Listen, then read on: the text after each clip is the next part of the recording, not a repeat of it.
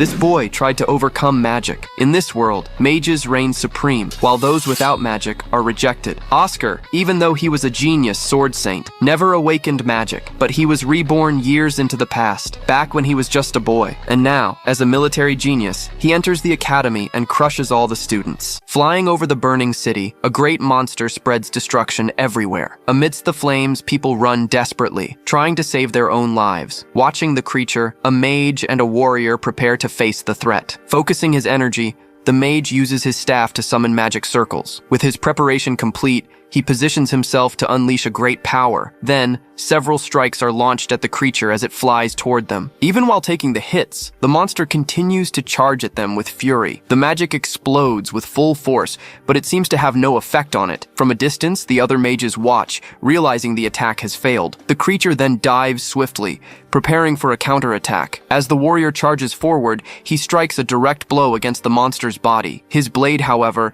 shatters upon impact with the tough scales. Realizing his failure, he is startled by the creature's incredible resilience. Without wasting time, the monster retaliates with a strike right in front of him. He is hit head-on, sent flying by the impact. Seeing the fallen warrior, the young man panics at the desperate situation, but at that moment, a skilled swordsman appears to face the creature. With his support team, he readies himself for battle against the monster. Leaping from below, he lands a precise strike right on the target's chest. Struck squarely, the creature recoils, letting out a massive roar. Reflected in the monster's eye, his precise attack hits a vital point. Landing safely, he watches the creature's shadow dissolve. After the battle, he simply turns and sheathes his sword. Revealing his identity, he is Oscar, known as the Sword Saint. Surrounded by the survivors, they thank him for saving them. He then tells them he'll leave the rest of the work to them. Ignoring their calls, he simply turns and starts to walk away. Passing by a father and son, he remembers a moment from his past. In a memory,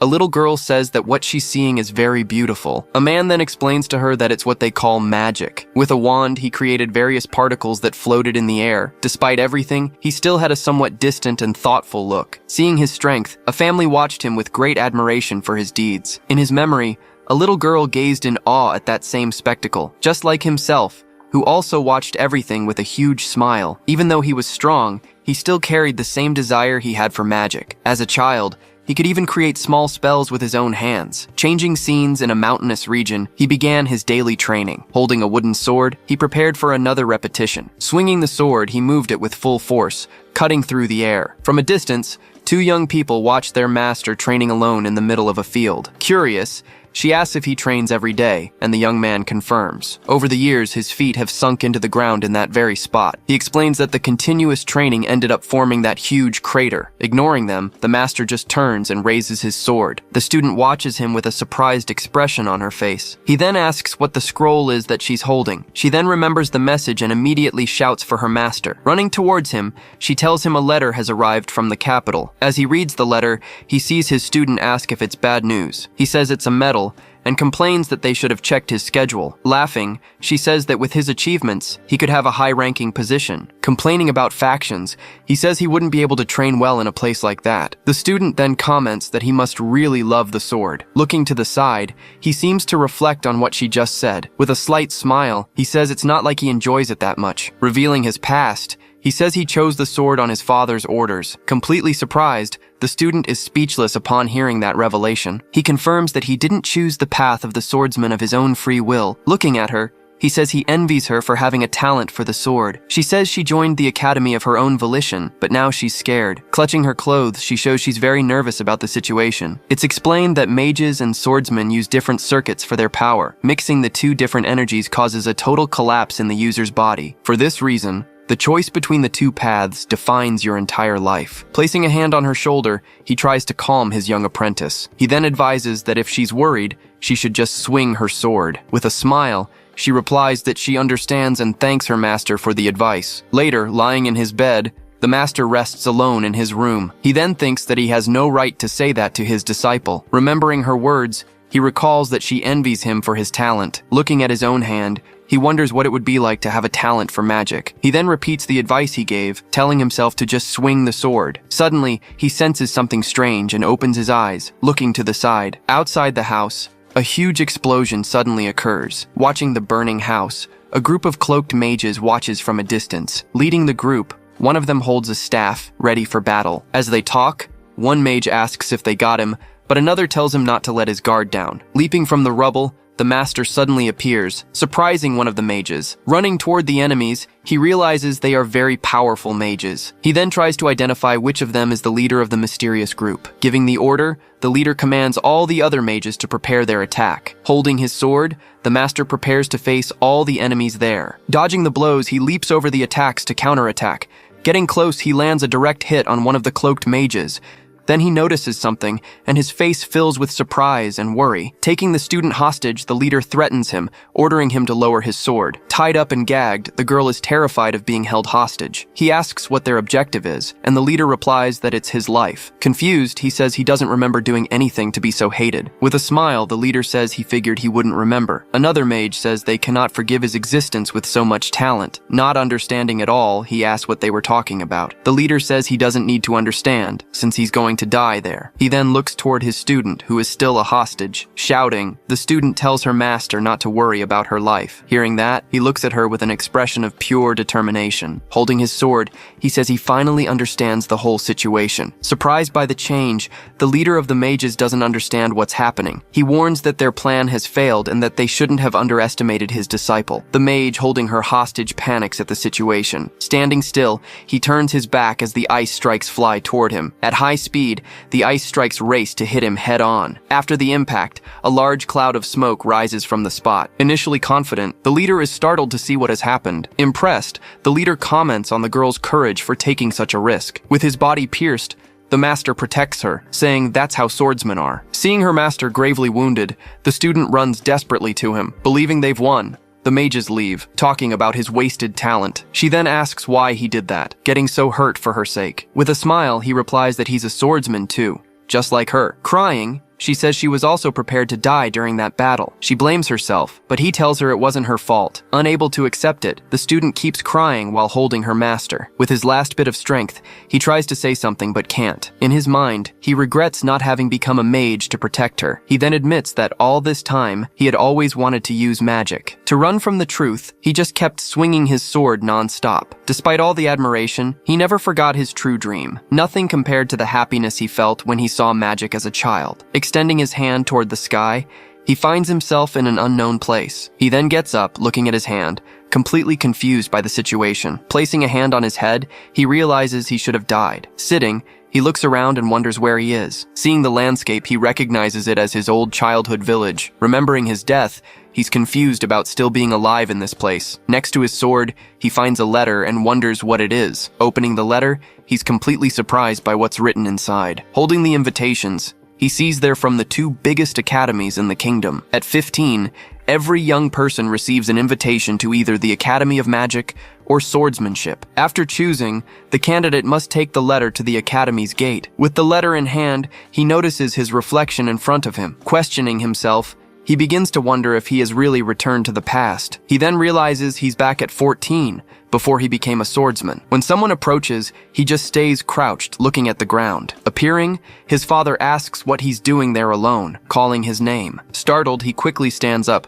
exclaiming that it's his father. Seeing his father and the others, he realizes that if he's back, his father is alive. His father says he looks arrogant and has been neglecting his training. Just looking at the horizon, the boy remains silent, saying nothing. Back then, all he thought about was how to tell his father about his desire for magic. Being a swordmaster, his father was responsible for training many disciples. As his son, he naturally began to learn the way of the sword as well. In a memory, he runs excitedly, saying someone showed him magic earlier. With great joy, he described how radiant and beautiful magic seemed to be. With a serious expression, his father would say that magic was a technique for the weak. Grabbing his shoulders, he orders that as his son, he would use the sword. Unable to abandon the sword, he continued to train, even while wishing to use magic. Back in the present, he stands up and faces his future with determination. Gripping the sword tightly, he thinks that he's had enough of that ending. Determined, he affirms that in this life, he will follow the path he truly wants to follow. His father then asks again why he was neglecting his training. Turning his face away, he replies that he has already spent a lifetime with the sword. Surprised by the answer,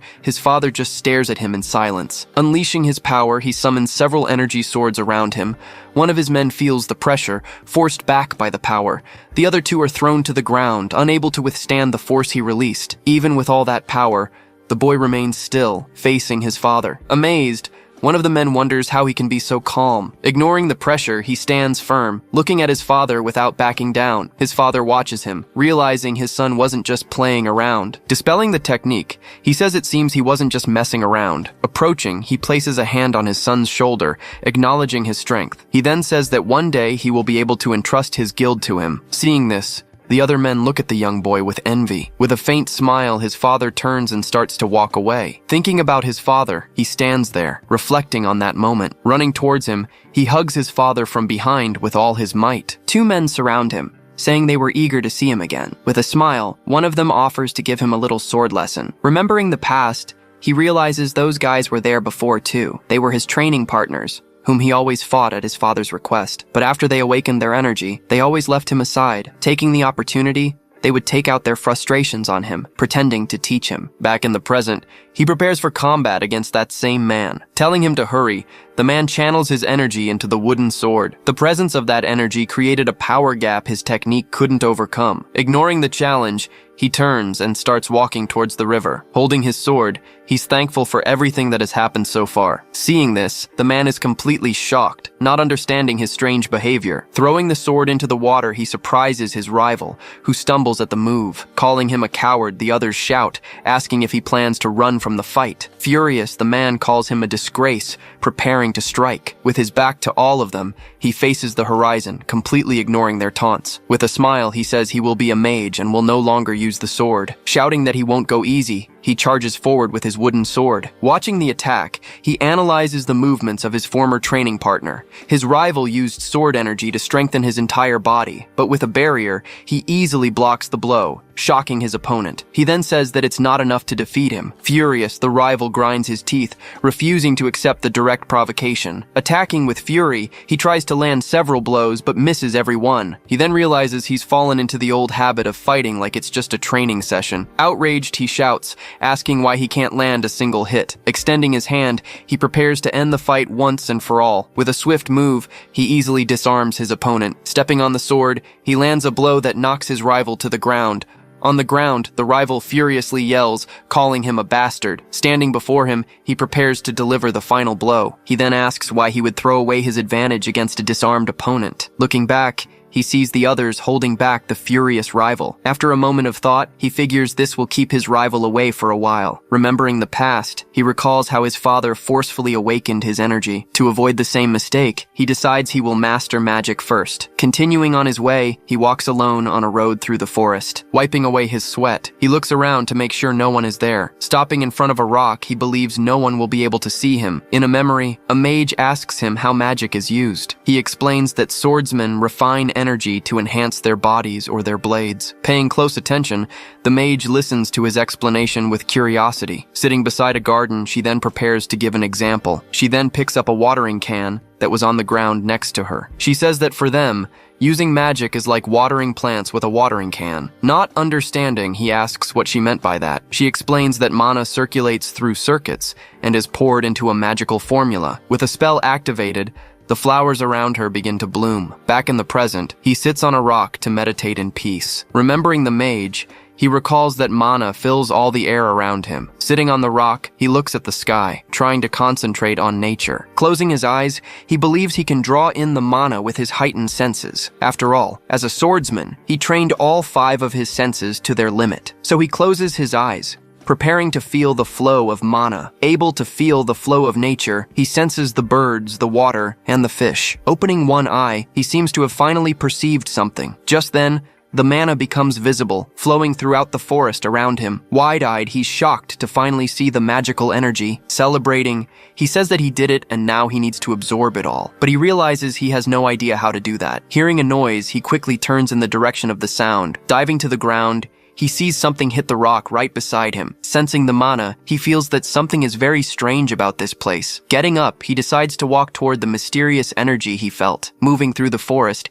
he gets closer and closer to the source of the power. He then realizes he can't sense the presence of any living being, but suddenly, he throws himself to the ground to dodge an attack. As dust kicks up, he's startled by the force of the unexpected attack. Looking ahead, he finds himself facing a huge stone golem. He then wonders why something like that would be in such an isolated place. Just then, he notices someone else falling from the sky right in front of him. A woman then lands on the golem's head, staring him down. Waving, she asks what he's doing in her private workshop. With a threatening look, she asks if he's after her research. She then warns him to think carefully before he opens his mouth. Standing before him, the mysterious woman watches him with great suspicion. Remembering the rumors, he recalls a heroine from the frozen north. Able to command a golem, she alone was worth an army of soldiers. Known as the Creation Mage, her name was the fearsome Isabel. Now in chains, he never imagined he'd meet her in a situation like this. Sitting on her throne, she demands to know which faction he belongs to immediately. Then she points her staff, preparing to use magic against him. A large magic circle forms on the ground,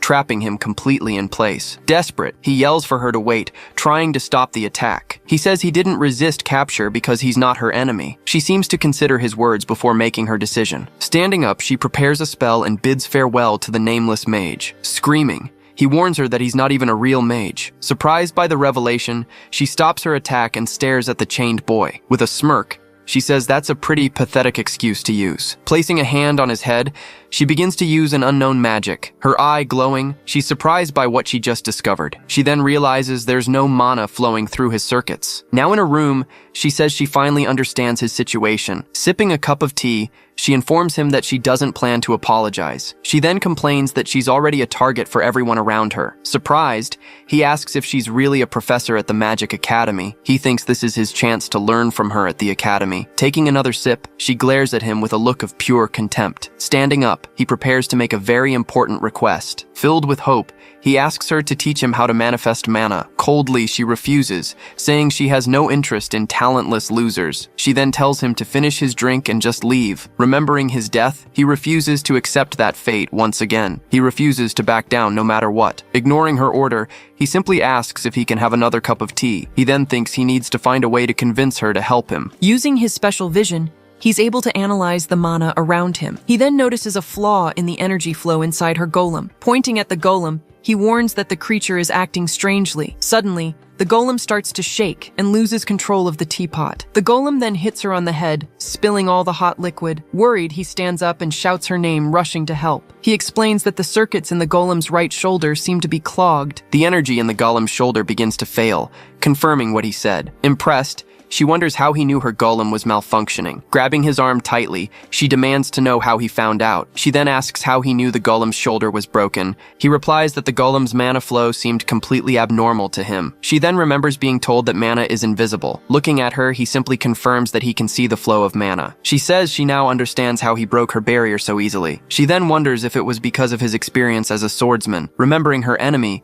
she understands he also had the same kind of talent. She then realizes this was the talent her enemy envied so much. Calling his name, she then faces him with a new expression. With a smile, she finally agrees to teach him how to use mana. Surprised, he says she had just told him she wouldn't help. Extending her hand, she says that he has now piqued her interest. Happy with her answer, he accepts the proposal with a big smile. Shaking hands, they finally seal the deal for his training. Explaining the lesson, she says that mana is already absorbed naturally by the body. He then asks what he needs to do to make the mana flow through the circuits. She shows that mana only flows when a magic formula is used. Not understanding the drawing, he asks what that strange formula is. Showing him a scroll, she says it's a spell given to academy freshmen. Excited, he asks what kind of magic it is, but she says it's a surprise. She instructs him to feel the power circulating and pour it into the magic formula. With a big smile, he says he'll try with all his might. She then thinks that this task usually takes at least a month to complete, but she considers that if his talent is real, things could be different. Maybe he could do it all in just half a month of training. Remembering her words, he prepares to feel the power inside him. He understands it's like refining his energy, needing only to focus inward. Closing his eyes, he begins to concentrate so he can feel the energy. Deep inside, he strives to find the mana within himself. With a slight smile, he finally finds what he was looking for. Placing his hand on the scroll,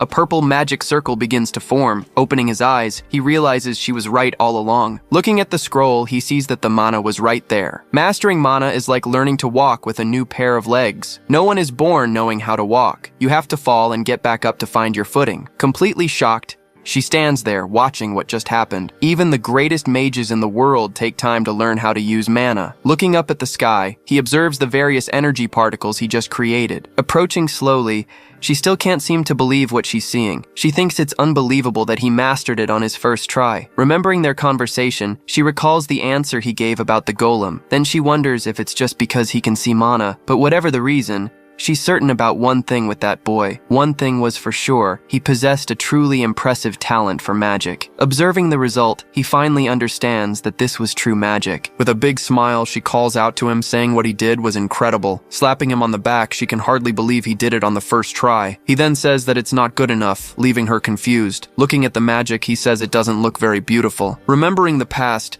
he recalls the beauty of the magic he saw as a child. That smile on his face was proof of his pure admiration for magic. He then says that magic is something special and beautiful, but this one seemed different. Pointing to the scroll, he says the spell doesn't seem right somehow. He says that just like the golem, the mana flow of that spell is strange. Turning to her, he asks what she thinks, surprising the young woman. He then finally understands what he truly wants for his future. With a clenched fist, he says he doesn't want to just become a simple mage. With a shout, he declares that he wants to cast magic that is perfect and beautiful. She then replies that if he found something strange, he should have rewritten it. Surprised by her answer, he approaches her with newfound excitement. He then asks how he can draw the magical formulas for spells. Elsewhere, his father walks alone down a long castle corridor. He seems thoughtful, recalling some event from his past. Fallen on the ground, the rivals wonder how he managed to get so strong. Approaching, his father asks what happened there. Trying to cover it up, they say it was nothing serious, just training. With a serious look, he demands to know exactly what happened there. Afraid, they prepare to tell the master the whole truth. A man approaches and begins to explain the whole situation to him. After hearing the story, he remains silent, just watching the man. He then says he finds it hard to believe that Oscar defeated all of them. He then orders them to take care of their injuries, so it won't affect tomorrow's training. Bowing, the man agrees, and says he understood all of his orders. Observing the horizon, the father believes the right time has finally come. With a smile, he says it's time to bestow the sword's energy. Elsewhere, a library is filled with books and research items. He says he didn't know magical formulas were so profound. She then offers to lend him some books so he can learn even more. With a smile, she confirms, saying all her knowledge is in there. Looking for him, she realizes the boy suddenly vanished from in front of her. He then reappears with a pile of books, saying he'll take them all. She asks if he's going to take everything, and he reminds her that she authorized it. Calling out to him, she prepares to give him a very important warning. She says she needs to warn him about something, even if it spoils his excitement. Now that he has housed mana in his body, he has officially become a mage. She then warns him that he needs to be very careful when handling the sword. As she speaks, an image of his father appears in a quick flashback. She finishes the warning by saying that if he's not careful, he'll end up dead. Back in Eisen Village, he watches everything from a distance, mounted on his horse. Having returned, he wears a serious and tired look on his face. Inside a room, his sick father says it's been a long time. Stopping in front of the bed, he hears his father finally recognize him. He then kneels beside his father, who extends his hand. In a memory, his father touches him, saying he truly had talent. He also says that forcing him to give up magic was not a mistake. That memory left him with a great pain in his own chest. His father forced him to follow the path of the sword against his will. Holding the registration letter, he now has a new chance to choose. In front of the gates, he prepares to finally enter the Magic Academy. Thinking of his father, he vows that this time he will enroll in magic. Elsewhere, a mysterious man stands watching the fire burn. Seeing the boy arrive, he asks if he has some business to discuss. With a determined look, he announces that he's come to get his registration signed. Standing face to face, they stare at each other in tense silence. He says that can wait, but the boy refuses to postpone it. With an angry look, he seems to dislike the young man's attitude. The boy then says he can't wait, as he needs his father's signature. Asking for a reason, he questions why he decided to follow the path of magic. He then reminds him of the conversation they had when he wanted to use magic. Ignoring the question, he just holds the pen, preparing to sign. Pointing at him, his father says that it was nothing but foolishness. He then questions him if it really was just simple foolishness. Lowering his head, he agrees, saying that to him, it really was just that. When the man touches him, a great magical energy is released. Shocked by the power, he yells, asking what kind of joke this was. He then asks if the boy has already managed to fully master mana. With a smile, he says he didn't think he'd be able to persuade his father. Angrily, his father asks what he is trying to persuade him about. He says that defeating swordsmen without a sword shows the extent of his talent. The boy replies that he is aware of his own full potential. Angrily, his father shouts that he isn't aware of anything. He says that success is guaranteed for him if he becomes a swordsman. The boy then says his assessment is correct, but that he disagrees. He says that success doesn't necessarily bring people happiness. Facing each other, they prepare for a clash of ideals. Putting a hand to his face, he says he understands and that it makes sense. The boy just watches him, waiting for his reaction to those words. With a dark look, he says he can still fix this situation. He then asks if the boy wants to die, making him afraid. If the boy insists on the wrong path, he will make him come to his senses. Drawing his sword, he says he'll make him see reason. He warns that even if he doesn't accept it now, one day he will thank him. With a determined look, he replies, "That day will never come, father." That day truly never came for him in his past life. Pointing the sword, his father tells him to grab his own weapon. He says he'll give him at least that much time to prepare. Closing his eyes, he concentrates for the coming fight. Opening his eyes, he faces him with a look of pure determination. Holding the letter, he reminds him that he is now a mage, not a swordsman. The letter from the Magic Academy was proof of his new choice. He then throws the letter into the pyre, burning the paper completely. Surprised and angry, his father doesn't understand what he's doing. With a challenge, he says, "Let's see if you can take this from me." Walking, he tells the boy to try his luck and see what happens. He warns him not to get cocky just because he withstood his energy, but with a swift strike, his father stops the blade near his neck. He thinks he can read the attacks as if he were holding the sword himself. Since childhood, he has always carefully watched his father's every move. The reflection in his eyes showed that he had learned everything he could from him, unleashing a flurry of blows. His father creates an attack that covers the entire area, but the boy dodges every strike with great ease. He then reveals that the person he looked up to the most was his father. Stepping back, his father says he truly lives up to his words. He also praises him for dodging so well, even without using his energy. He then says his talent with the sword is truly genuine. Offering his energy, he tells the boy to accept his power. The boy then remembers it was his father who said he would make him surrender. With a smile, he asks if his father wants him to yield. Angrily, his father calls him a fool, not believing his attitude. He then says that, like his talent, there are things he refuses to yield. Holding a quill, he shows that he won't give in to his father. His father asks if he intends to use that as a real sword. He then reveals that it's a magic staff for beginners like him. Remembering Isabel, he says that knowledge is necessary for magic, and just like him, his father also has no knowledge of magic. Holding the quill, he readies himself, as his father doesn't know what's coming. His father could never predict what his next move in combat would be. Lunging forward with a strike, he attacks the boy with all his might. Using his special vision, he can predict all of his father's attacks. He then summons several copies to protect himself from his father's blow. Dodging the attack, he manages to escape unharmed. With a slight smile, appearing behind him, he takes him by surprise, preparing to counterattack. He then stops his father's blade, showing his vast superiority. Holding the quill, he prepares to use the magic he has always dreamed of. He then uses mana to draw a magical formula from his knowledge. Remembering his childhood, he recalls the first magic he ever saw, the magic he had dreamed of countless times over all those years. With a spark spell, he prepares to fulfill his wish. In a memory, his sick mother sat in a rocking chair. Shocked by the spell, his father is speechless, just watching the sparks. The spark spell hits his father, creating a small burst of light. He then wonders what kind of magic that was. Charging at him, the boy prepares for his final attack. Angrily, he asks if that magic was just a simple distraction. Tossing his father into the air, he shows it was no distraction. Landing on the ground, he stops right beside his father's sword. The reflection on the blade shows the boy with the quill pointed at his father. He then says he knew his father would attack based on his presence. He asks if the goal was to take his sword with the distraction. The boy says that hiding his objective was something he learned from him. With a hand on his face, he seems frustrated with the whole situation. He then says he can guarantee his talent, but there are no guarantees in magic. Standing face to face, they stare at each other in silence. With a smile, he says he merely demonstrated the path he wishes to follow. He then asks if his father became a swordsman because his talent was guaranteed. Remembering the past, his father seems to recall an old conversation. A man wonders if his son should follow the path of the sword. Sitting next to his wife, he says their son has a talent for the sword. She then reminds him that he only started fighting because he thought it was cool. With a smile, she says,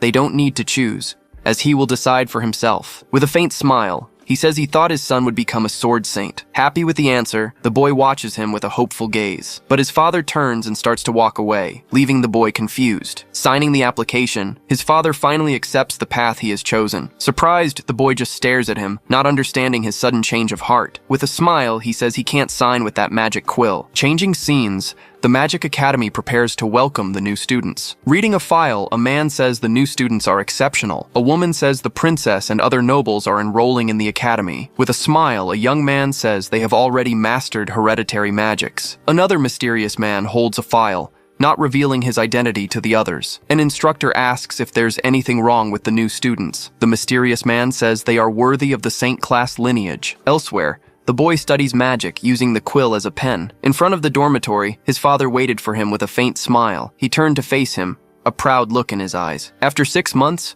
the day to go to the academy had finally arrived. Walking with a smile, he says that time flew by in the blink of an eye. His father reminds him that many others have also been refining their magic during this time. He then advises him to stay strong, as this was the path he chose. With a confident look, he promises his father he'll be fine. With a smile, he says there's no one scarier than his father. His father then smiles, understanding that the boy is ready for his future. Saying his goodbyes, his father says he's leaving and walks away. Holding the letter, he thinks that he can finally go to the academy. Walking past other students, he finally reaches his long-awaited destination. He's finally going to the Magic Academy he's always dreamed of. Opening the gates, he prepares to enter a new world of magic. Behind the gates, a huge, beautiful castle appears before him. Several mages are casting spells to celebrate the arrival of the new students. Magical gnomes play their instruments, creating a grand welcoming party. Other students fly by on their brooms at high speed. With a smile, he says the atmosphere is very different from the Sword Academy. With their instruments, the gnomes continue to play their music for the new students. Crouching down,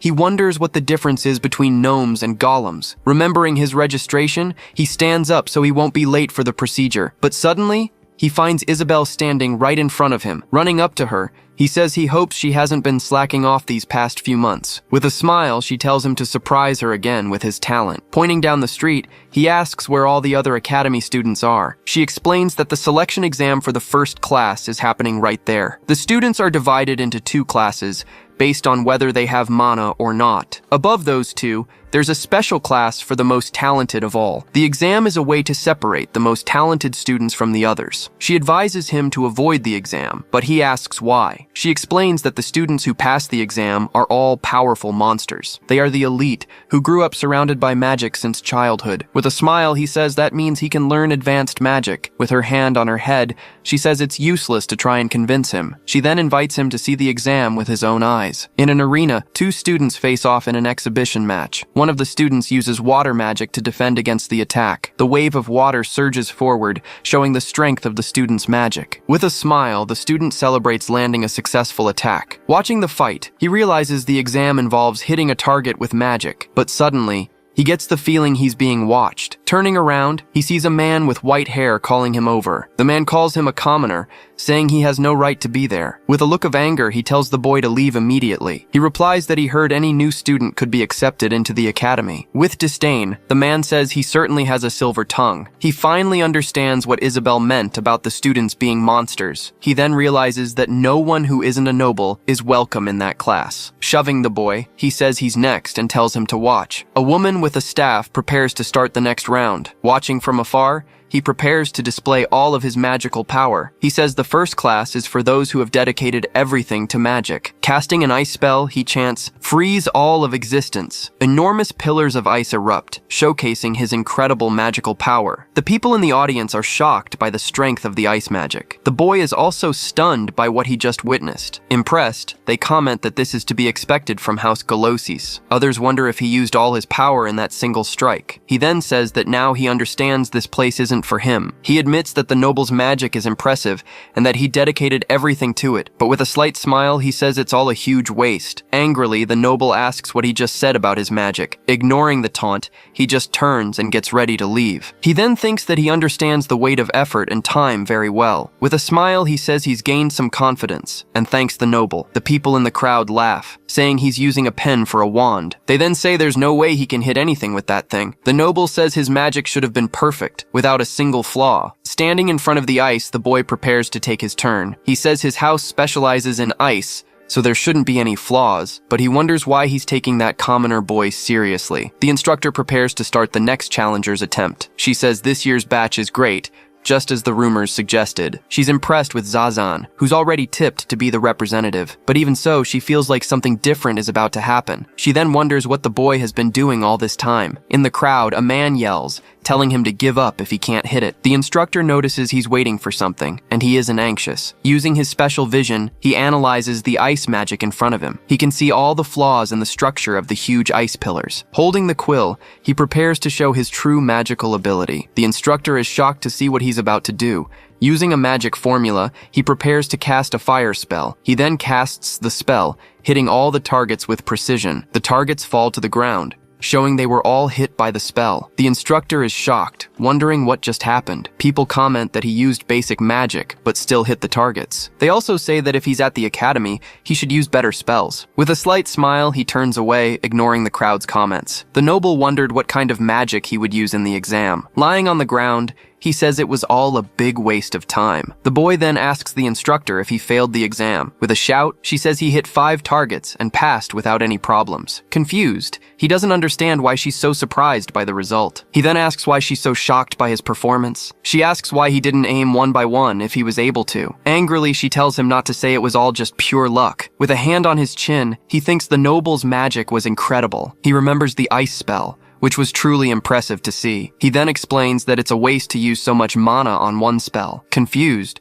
she wonders what he means by a waste of mana. He says he assumed the exam was practical and thought of it as a battlefield. Hearing his explanation, she falls silent, just watching the boy. She then apologizes for interrupting him and says she understands now. Walking through the city, he remembers what just happened in the exam. The instructor thinks about the vision, courage, and mana control he demonstrated. She thinks that more than anyone, he understands the true essence of magic. He proved to be a mage with far greater potential than anyone else there. Walking alone, he reflects on his first day at the Magic Academy. He can't believe he met such an incredible mage right off the bat. Walking alone, he notices someone is watching him closely. He stops walking and turns to see who the mysterious person is. With a serious look, he asks who's there, telling them to reveal themselves. A voice then praises his sharp eyes for noticing them so quickly. With a staff in hand, the person says it's a pleasure to meet him. Revealing himself, the man says his name is Balsamus, the academy's headmaster. Bowing, he apologizes for his rudeness, but the headmaster calms him down. Surprised by his identity,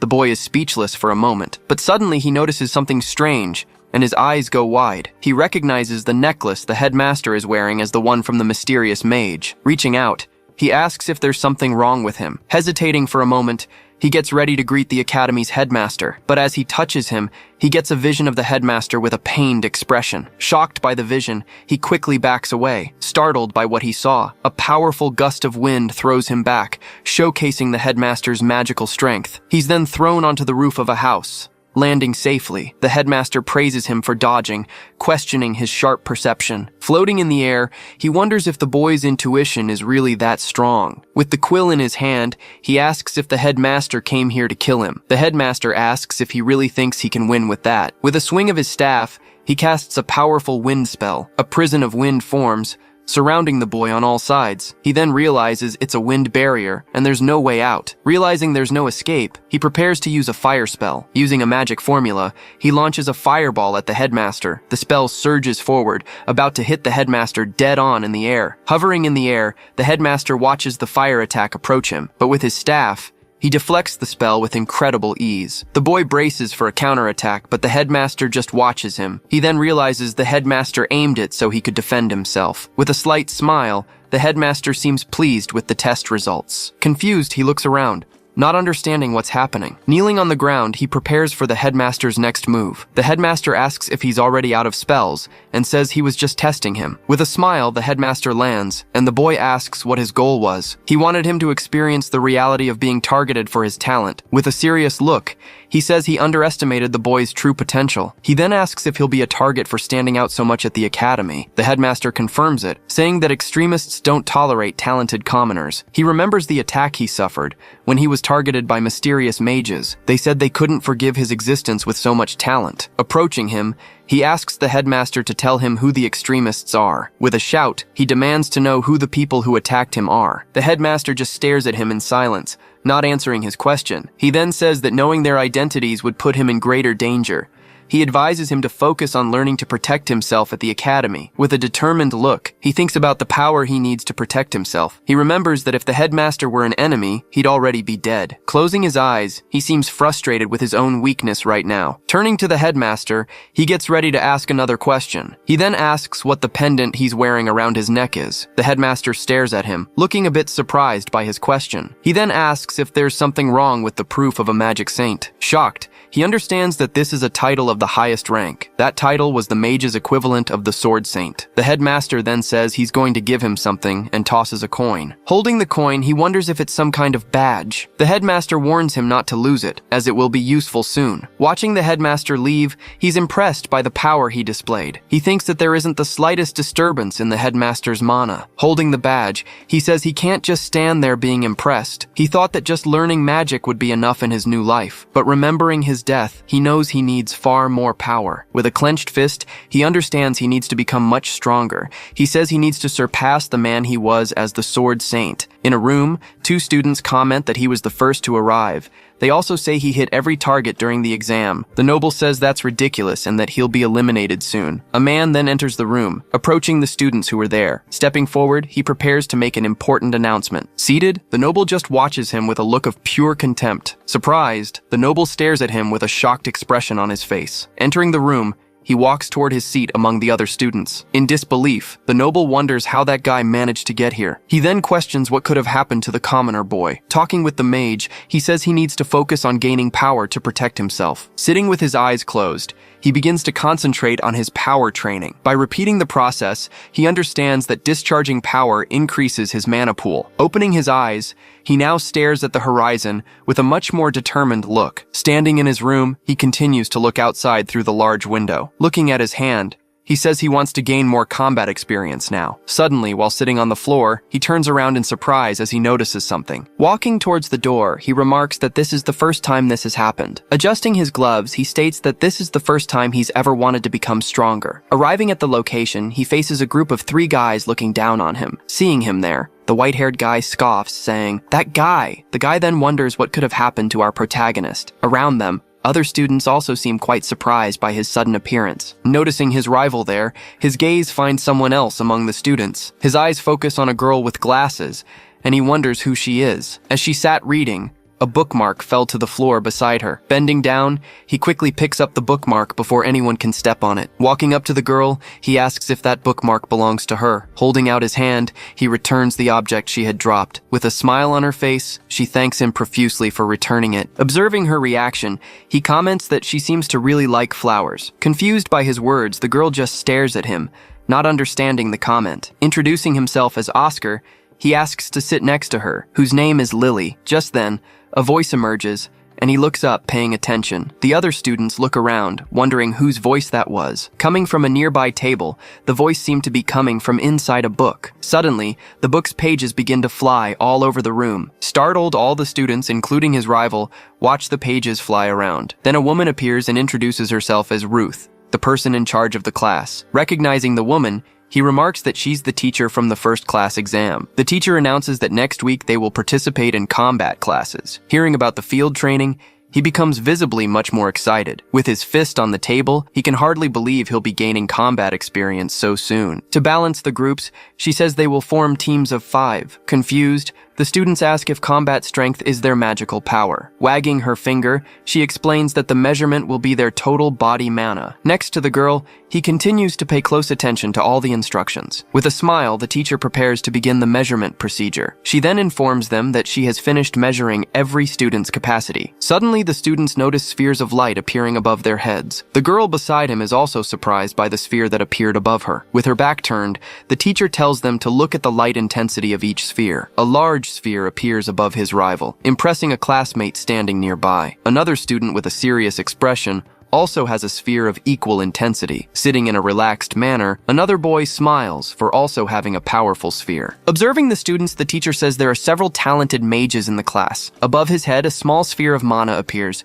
leaving him very confused. Mocking him, other students say that no one will want to team up with him. Ignoring the comments, he thinks that now is not the time to worry about that. Just then, a hand touches his shoulder, making him turn around suddenly. It was the girl from before, who invites him to join her group. He asks if she's sure, and she says that anyone who loves flowers is a good person. But she warns him that first, she'll need to ask someone named Levin. Not understanding at all, he wonders who this Levin person could be. Sitting down, the red-haired guy asks if she wants to put that guy in their group. Facing the guy, he says confidently that he would very much like to join the group. The two then stare at each other, while the redhead seems to be analyzing the whole situation. Resting his hand on the table, he says it is a noble's duty to protect the weak. He then agrees, saying he'll let him join as a baggage carrier. After the conversation, the students begin to gather to form their groups. One of the students turns and glares at the two of them with a look of contempt. Walking beside him, the girl notices the other student stares. She tells him not to be bothered, saying the difference between them is natural. As they walk, he says it's okay and thanks her for letting him join the group. Answering one of her questions, he says he's been studying magic for about half a year. Stopping, the two of them continue talking about his training. With a surprised expression, she asks if he's really only been studying for half a year. He then turns to her, a bit confused by her reaction. Walking down the hallway, the teacher leaves the students after giving them instructions. Just then, the white-haired boy calls out to her, saying Professor Ruth's name. Turning to the student, she asks if something is wrong. He then questions why that commoner is in the academy's first class. Continuing his complaint, he says the boy has no mana or power whatsoever. With a clenched fist, he states that an amateur won't be able to keep up with them. With a smile, the teacher asks if he's referring to young Oscar. Staring intently at the boy, she begins to share an important fact about him. She reveals that it's only been 6 months since he awakened his mana, shocking his rival. Stating he has great potential, she says he might soon surpass him. Turning her back, she continues to explain her point of view on the matter. She concludes by saying that the field training is meant to weed out the weakest. The scene changes, and the classroom now appears completely empty. A pyramid chart shows that nobles are born with a high power level. Hearing the explanation, he simply says he understands the situation. He then says it's impressive for someone to reach that mana level at his age. Very excited, the girl says that he's actually the incredible one in this story. Grabbing him, she shouts that it's unheard of for someone to reach that level in just 6 months. Remembering his master, he says his training must have been very good. Taking the opportunity, he asks what her exact relationship with Levin is. With a smile, she explains that Levin's family is a prestigious noble house. His family is so important that the others follow him in exchange for protection. She continues, saying that Levin is skilled and will protect the group when needed. Beside her, he seems a little worried about the idea of being protected. Changing scenes to the forest, the students gather for the start of their field training. In front of everyone, the teacher says she will explain the rules of the activity. She informs them their task is to survive 1 night in a forest filled with monsters. Hearing the rules, he reflects that this is another practical task right after the exam. Showing a scroll, she says it contains a barrier and a flare. One of the students scoffs that it'll be easy, they just have to use the paper. She warns, however, that any group using the paper will be demoted from the first class. Hearing the new rule, all the students are completely shocked and terrified. Noticing the tension, he realizes how important it is for everyone to stay in the first class. The red-haired boy then says that as long as he's around, quitting is out of the question. With a confident smile, he promises to protect everyone during the test. The students then begin to organize, each joining their group. A very large camping backpack is thrown on the ground near the group. Pointing at the luggage, the redhead orders him to hurry up and carry the equipment. Beside him, the girl worries, but he says he'll be fine. Seeing him bend down, the redhead says he likes people who know their place. Carrying the backpack, he walks with the group as they enter the forest for the test. Suddenly, the group's leader trips and falls to the ground, startling his teammates. On the ground, he seems to be hurt, while the others just watch, unsure of what to do. Extending a hand to him, the protagonist asks if he can stand up. The boy just glares at the outstretched hand with an expression of pure rage. Rejecting the help, the redhead furiously yells at him to shut up and get away. Walking ahead, he turns to the girl and asks if she's okay. Watching the boy, he wonders how the other can remain so calm. As he keeps walking, he thinks that they haven't encountered any monsters along the way yet. Suddenly, his gaze focuses on something strange, noticing an anomaly in in the forest. As they walk, the surrounding environment starts to look increasingly different. Shouting desperately, he warns everyone to stop and not take another step. Annoyed by the command, the redhead stomps his foot and asks who he thinks he is. With a serious expression, he senses something similar to his master's barrier. Just then, the group realizes they are trapped inside a huge magic circle. When a foot steps on the circle, the magic barrier begins to crack completely. Holding her staff, the girl looks up, surprised by what's happening. Shocked, the redhead asks what the hell is going on. Through a crack, his serious gaze carefully observes the dangerous situation. On the other side of the broken barrier, a hand holds a dagger, ready to strike. Turning to the group, he tells everyone to prepare their staves for the imminent battle. With the barrier breaking, he tells everyone to get their staves ready for the fight. Looking up, the group notices the sky now looks completely different. Startled by the change, she asks if this is still the forest they were walking in. Just then,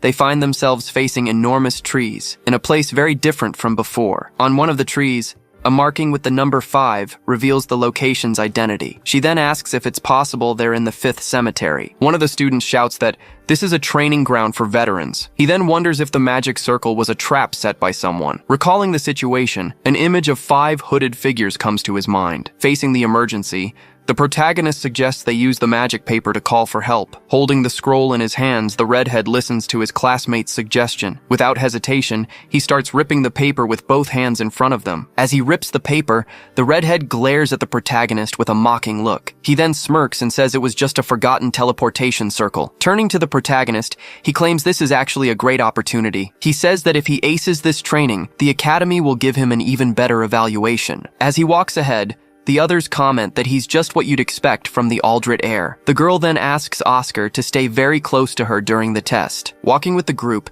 he seems a bit tired of the whole situation. Suddenly, he stops and looks ahead with an expression of complete surprise. In the darkness, several pairs of eyes watch the approaching group. A 3-eyed wolf with sharp teeth stares at the students, growling at them. With a smile on his face, the redhead says they've finally shown up to fight. Holding his weapon, he prepares for the battle that's about to begin. He thinks this is a unique chance to gain real combat experience. The redhead stops him, asking what he thinks he's doing getting so close. He then says he'll show them how a true noble really fights. Not understanding the comment, he wonders about the way a noble fights. One of the wolf's paws hits the ground, revealing its sharp claws. Preparing for the attack, the redhead faces a wolf charging in his direction. Wielding his wooden weapon, he readies himself for battle against the creatures. With a smile on his face, he raises the weapon high to attack the wolves. Slamming the weapon on the ground, he creates a barrier to protect the whole group. From the ground, a rock barrier begins to rise in front of the students. The barrier hits the wolves, throwing the creatures away from the group of students. Shouting to his classmates, he tells everyone to attack the monsters now. At that, one of the guys launches a blast of wind toward the creatures. Right after, the other classmate also fires a jet of water at the targets. Passing through the barrier, the two attacks score a direct hit on one of the forest wolves. They divide the tasks, protecting themselves while attacking the monsters at the same time. Watching the fight, he finally understands that this is how a mage fights. Seeing the monsters, the redhead realizes there are too many of them for the group to handle. Suddenly, an attack breaks through the barrier and hits one of the students head-on. Thrown a great distance, the young man can't defend himself from the powerful surprise attack. Just then, a wolf appears behind the girl, who freezes completely. Annoyed, the redhead turns back to the battle, noticing the dangerous situation. Before the girl, a giant wolf appears, preparing for the imminent attack. Leaping over the rocks, the wolf lunges ferociously at the student. Seeing the danger, he prepares a fire spell to save his classmate. Casting the spell, he hits the wolf and pulls the girl away from the attack. Hit head-on,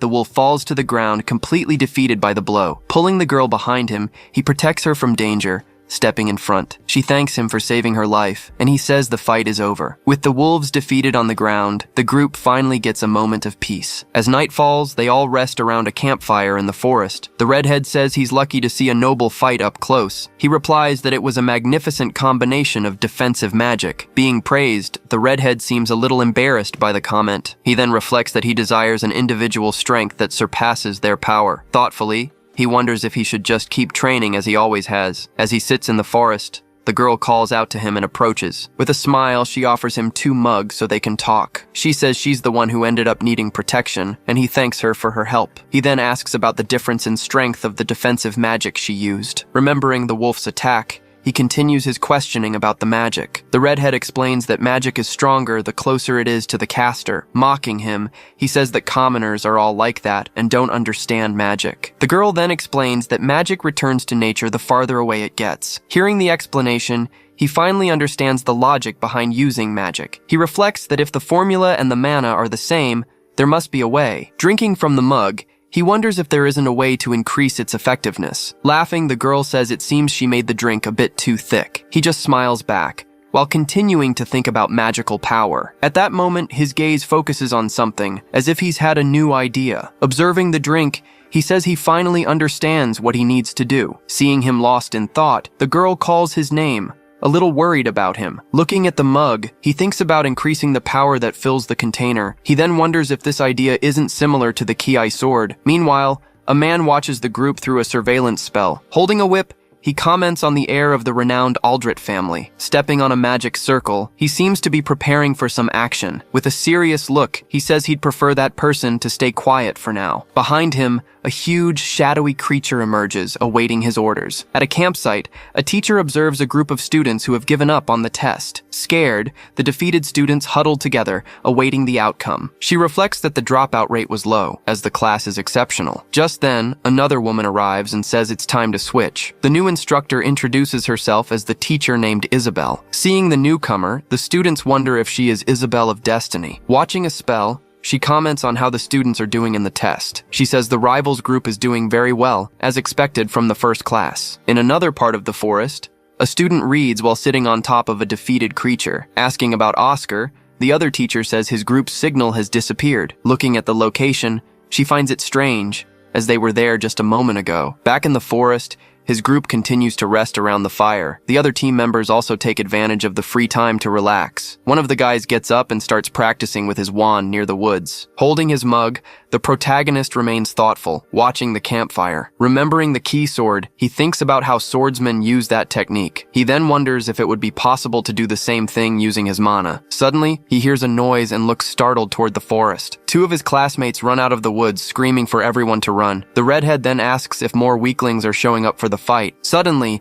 a huge pillar of fire erupts in front of the whole group. Noticing the explosion, the redhead wonders what just happened. As the flames dissipate, a figure begins to emerge from the darkness. With sharp claws, the paw of an enormous creature steps onto the forest floor. Emerging from the shadows, a giant dragon appears, facing the entire group of students. Shocked by its appearance, the students wonder if that is really a dragon. With its mouth open, the creature lets out a roar that startles everyone there. The redhead says it's impossible for a dragon to be in a place like this. With a serious look, he realizes someone is targeting their group. Desperate, the students ask the redhead to use the paper, which he has already torn. Still in shock, the girl says it can't be, not believing the situation. With his weapon in hand, he says there's no choice but to fight. She then questions him, asking if he really wants to fight a dragon. His classmates say that with his defensive magic, they can withstand the attacks. He then realizes that if they resist, the teachers will notice something is wrong. Without hesitation, he raises his wooden weapon high to protect the group. Slamming the weapon into the ground, he summons an earth spirit shield. A huge stone wall rises, but only to protect himself. Screaming, his classmates ask what he's doing, leaving them behind. He then yells that he will survive, even if he's the only one. In disbelief, the guys remember he said he would protect everyone. One of them says there's nowhere to run, as the dragon has its eyes on them. Holding her staff, she gets ready and says they need to fight to live. With a magic circle, she casts an earth spell toward the dragon. After the attack, the students look at the smoke and wonder if they hit it. Emerging from the smoke, the dragon appears to have taken no damage from the blow. One of the students says the attack didn't work because it wasn't advanced magic. She then yells that she'll draw the monster's attention, telling Oscar to run. Not knowing what to do, she turns and faces the protagonist, waiting for an answer. With a serious look, he stares back at her, seemingly with a plan in mind. The dragon then fires 2 energy blasts at the terrified students. Desperate, one of them screams that he doesn't want to die, thinking all is lost. With its mouth open, the dragon begins to prepare a new, powerful attack. He then turns to the girl, who looks at him, confused by his attitude. She realizes the dragon is absorbing mana from the environment as energy. He reflects that despite its power, This is the monster's only ability. Concentrating his power, he prepares to use one of his new abilities. Wielding his dagger, he says he'll test which of them is superior. Facing the dragon, he braces for the creature's powerful strike. Focusing on refining his power, he prepares to use a new ability. Unleashing its attack, the dragon creates a huge energy blast. Behind a barrier, the other students watch the scene in terror. Shielding the girl with his body, he pulls her away from the imminent danger. Launching a powerful blow, he fires a pillar of energy at the monster. Striking the dragon's mouth, the blow interrupts the monster's attack. With immense force, the strike pierces through the dragon's body, causing massive damage. Thrown back, the dragon falls as the others watch the scene unfold. On the ground, the girl stares at the battle's outcome, completely stunned. Standing in the clearing,